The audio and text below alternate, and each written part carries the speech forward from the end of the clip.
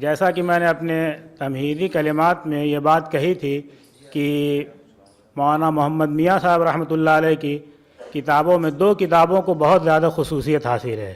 ایک کا تعارف تو آپ نے سن لیا، دوسری کتاب علماء ہند کا شاندار ماضی ہے. اس پر مقالہ لکھا ہے ڈاکٹر عبید اقبال عاصم صاحب علی گڑھ نے. میں موصوف سے درخواست کرتا ہوں کہ اپنے مقالے کا خلاصہ پیش فرمائیں.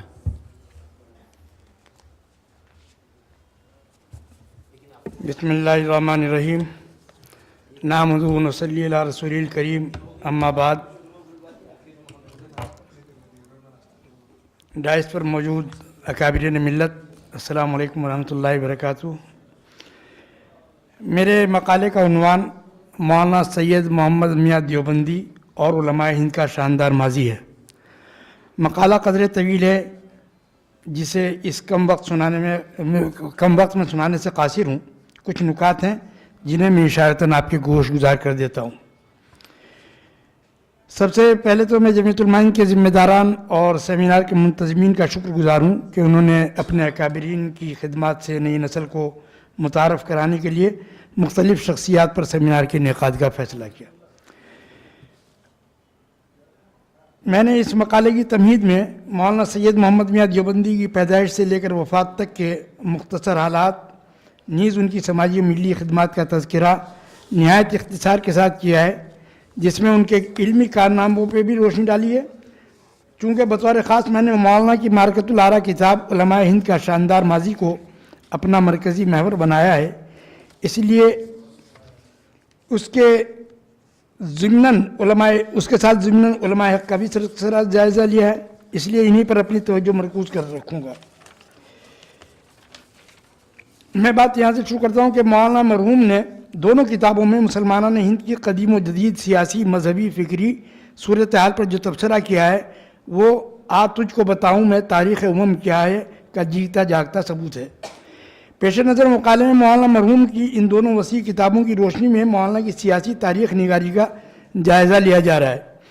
علماء ہند کا شاندار ماضی 4 جلدوں پر مشتمل ہے. پہلی جلد میں ہندوستان میں اکبر کے زمام حکومت سنبھالنے کے بعد اسلام کو درپیش مسائل اور ان سخت ترین حالات میں ان کا فکری، علمی و عملی مقابلہ کرنے کے لیے اللہ تعالیٰ نے جس باجرات و ہمت اولوالعزم شخص کو منتخب کیا اس کو دنیا شیخ احمد سرہندی المعروف بھی حضرت مجدد الفسانی کے نام سے جانتی ہے.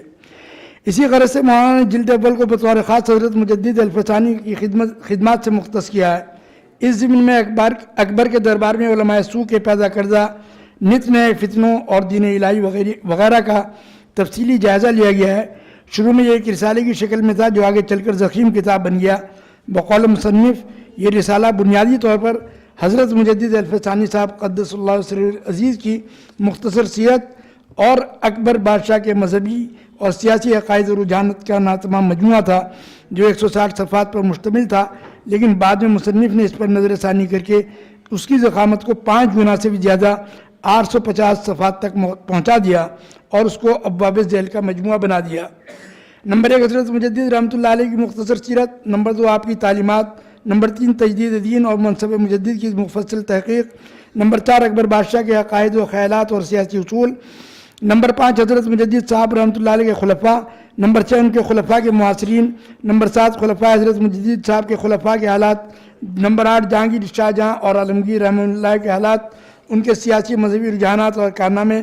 نمبر 9 دارا شکوہ کے عقائد اور چاروں بھائیوں کی جنگ اور اس کے وجوہات و نتائج. نمبر 10 سلاطین مغلیہ کا نظام حکومت. نمبر 11 ہندوستان کی خوشحالی اور اس کی صنعتیں. نمبر 12 ایسٹ انڈیا کمپنی کی آمد اور اس کا ابتدائی دور وغیرہ وغیرہ. اس کے ساتھ مصنف نے یہ امید ظاہر کی کہ انشاءاللہ یہ پہلے سے زیادہ مفید ثابت ہوگی. علماء ہند کا شاندار ماضی مسمہ باسم علماء ہند کے شاندار کارنامے طبع دوم صفحہ 6. کتاب کی ابتدا مذکورہ والا ترتیب کے مطابق میں اس کو چھوڑ رہا ہوں. یہ میں نے اس پہ پورا وہ لیا ہے. جو بات میں اس میں کہنا چاہتا ہوں وہ یہ، میں صرف آخری پیرا سناؤں کیونکہ وقت یہ بہت ہی مختصر ہے. جب یہ چھپ جائے گا تو انشاءاللہ آپ اس سے دیکھ لیں گے. الغرض مولانا سید محمد میاں دیوبندی ایسے مصنف ہیں جنہوں نے اپنی دونوں معرکۃ الآراء تصانیف میں تاریخی و تحقیقی حوالوں سے علماء ہند کی زرعی خدمات کو اپنے اشب قلم سے زندہ جاوید بنا دیا ہے. صفات کی طوالت کا خوف نہ ہوتا تو سینکڑوں حوالوں سے مولانا محمد میاں کی عقیدت علماء کو باور کرایا جا سکتا تھا۔ اللہ تعالیٰ اپنے فضل و کرم سے مصنف کی ان خدمات جلیلہ کو قبول فرمائے۔ حضرت مولانا محمد میاں دیوبندی سمت دہلوی نے علمی تحقیقی انداز میں اپنے اسلاف کے جن کارناموں کو پیش کیا، عملاً اس کا اظہار بھی کیا۔ موصوف نے صرف کاغذی میدان میں قلمی گھوڑے نہیں دوڑائے، بلکہ اکابر علماء کے نمونوں پر چلتے ہوئے ہر محاذ پر کارہائے نمایاں بھی انجام دیے۔ جمعیت علماء ہند کے پلیٹ فارم سے قومی و ملی سیاست میں بھی بڑھ چڑھ کر حصہ لیا اور دعوتی اصلاحی کوششوں میں بھی مسلسل سرگردہ رہے۔ انہوں نے فرقہ پرست قوتوں سے لوہا لیتے ہوئے ان جگہوں پر بطور خاص اپنی توجہ مرکوز کی جہاں مسلمان بہت زیادہ اقلیت میں آ گئے تھے۔ میوات، ہماچل پردیش، راجستھان کے دور افتادہ علاقوں میں مسلمانوں کے دینی شعائر، عقائد اور ان کی مذہبی شناخت کو تحفظ فراہم کرنے کی خاطر دینی مکاتب و مدارس قائم کیے۔ 1949 میں جمعیت علماء ہند نے جب دینی تعلیم پر ارتکاز کو اپنا بنیادی حق قرار دیا تو اس مہم کی سربراہی کے لیے آپ کا انتخاب عمل میں آیا، جسے آپ نے بحسن خوبی انجام دیا۔ آپ کا ایک بڑا کارنامہ دینی تعلیم کے رسالے کے عنوان سے وہ تصنیفی سیریز ہے جو تقریباً 12 حصوں پر مشتمل ہے، جن میں بچوں کی عمر اور صلاحیت کے اعتبار سے بتدریج انہیں دینی علمی معلومات بھی دی جاتی ہے اور ان کی اردو تحریر کی مشق بھی ہوتی ہے۔ دینی تعلیم کے رسالے سے بچوں کے عقائد بھی درست ہوتے اور اعمال میں پختگی آتی ہے۔ جمعیت علماء ہند کے آرگن الجمعیت کا احیاء نو 1947 کے بعد آپ ہی کی کوششوں سے عمل میں آیا۔ ابتدا میں آپ نے ہی اس کی ادارت فرمائی۔ جمعیت علماء ہند کے اہم عہدوں پر فائز رہنے والے اور اس کی عملی خدمات کا فریضہ انجام دینے والے اس مجاہد جنگ آزادی کی خدمات کو جہاں قومی طور پر فراموش کر دیا گیا، وہیں اس مرد مجاہد سے اپنوں نے بھی اغماز برتا۔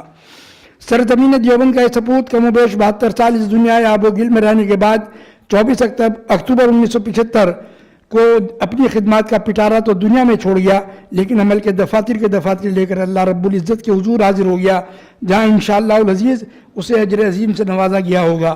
روح کے پرواز ہونے کے بعد جسد خاکی کو دہلی فیروز شاہ کوٹلہ کے قبرستان میں پیوند خاک کر دیا گیا۔